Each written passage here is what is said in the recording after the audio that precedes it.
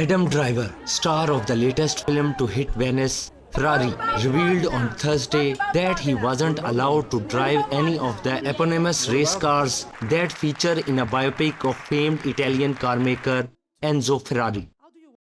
A danger of it is we were shooting it in Modena, surrounded by Ferrari iconography, going to the Ferrari museum, seeing how much the Ferrari symbol, the name, the person, the contradictory stories, the personal associations, the restaurants that he went to means to people. So there's an added responsibility to take it seriously, but not get so distracted by playing someone else's version of that person. At a certain point, this is the version that we're telling in our story. This is our script. If someone wants to write a different script about a different time in his life, that's them, but we're focusing on this version, so owning it. The scariest day on set. They wouldn't let me drive the cars for insurance reasons. As I said before, making a movie is a miracle, and they don't want me touching the thing that's the most expensive part on the... I don't drive the cars except in pre-production we raced Ferraris to kind of get obviously newer Ferraris. Can't afford the other ones. And then at the beginning, I'm not driving that one. It's on a dolly. Again, they don't trust me with small pieces of equipment. Big pieces of equipment like sandwiches. They'll let me handle. But Patrick can more speak to that. While Driver was not allowed in a Ferrari, one of his co-stars, US actor Patrick Dempsey, did take the wheel of exact replicas of the iconic open-topped cars, which offered no protection to the exposed drivers.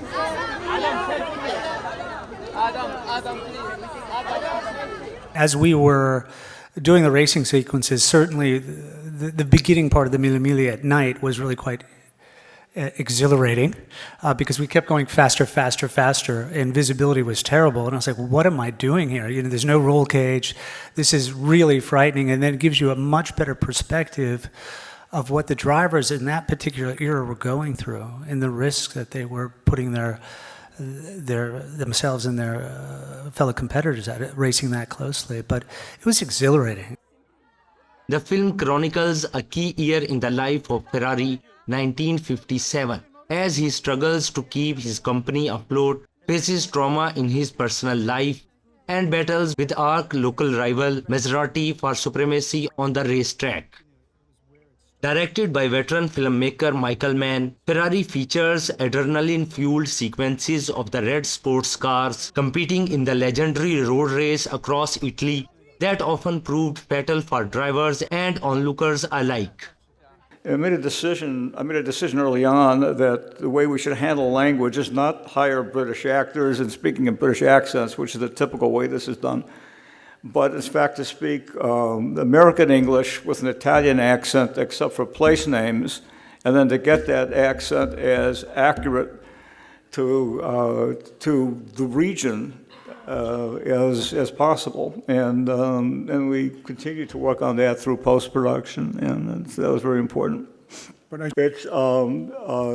These conflicts are universal, and in Ferrari, it happens to all of us in all of our life. So grief, loss, love, passion, ambition, these are universal things, and it's all compressed in this life of Enzo Ferrari in a very melodramatic and operatic way, and so that's why, Ferrari in 1957. So. Besides building exact replicas of the cars, Mann also took care to give cinema-goers authentic sounds, recording the noises of the original cars, including an old Maserati racer owned by Nick Mason, the drummer of rock group Pink Floyd. The sound you're hearing are actually the sounds of those real cars. So, for example, the Maserati single-seater that Beyrad drives is historical. The cars are historical cars. It's owned by Nick Mason, the drummer from Pink Floyd.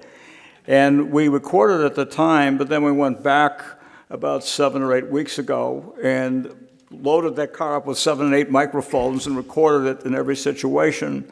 We did the same thing with competition V12 Ferraris, so not just V12s in the period, they're actual competition V12s.